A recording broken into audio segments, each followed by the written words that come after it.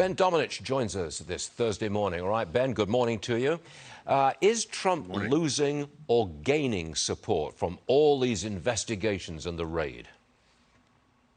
I think that's a good question. I think that certainly when it comes to his supporters, the energy that you see in response to something like this is tangible. They're angry. It reminds them about the way that he has been persecuted, and they view themselves as being the kind of people who could be in his shoes. You add 87,000 new IRS agents, for instance, and you have to wonder, how are they going to be used? Are they going to be auditing people on a political basis, as we saw under the Obama administration, even though people like to try to sweep that under the rug?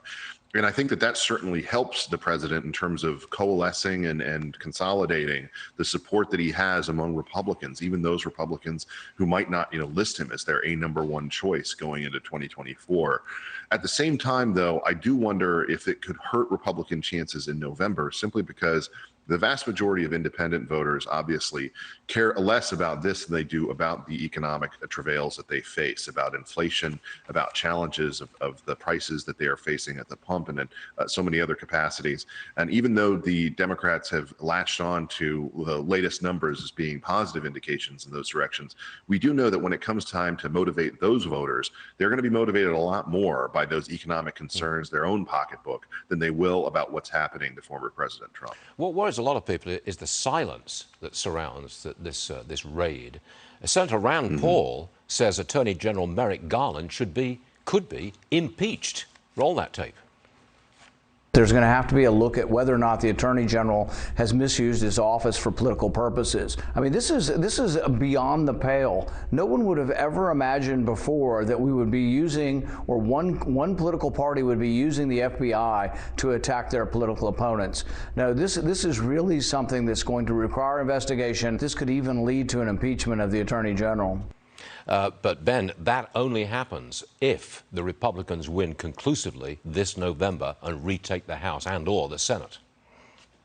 Absolutely. But look, I have to be clear with you, Stuart. I have supported the impeachment of Attorney General Merrick Garland ever since we learned about the steps that he took against American parents, identifying them as potential domestic terrorists because of pushing back against what they saw happening in their schools. I think it's clear he is out of control. At the very least, I can say that he's someone who may not have realized the full ramifications of what was going on here, but he's someone who we cannot trust, Republicans cannot trust, certainly, to be a fair-minded attorney general, and someone in that critical job needs to be someone that both sides can trust.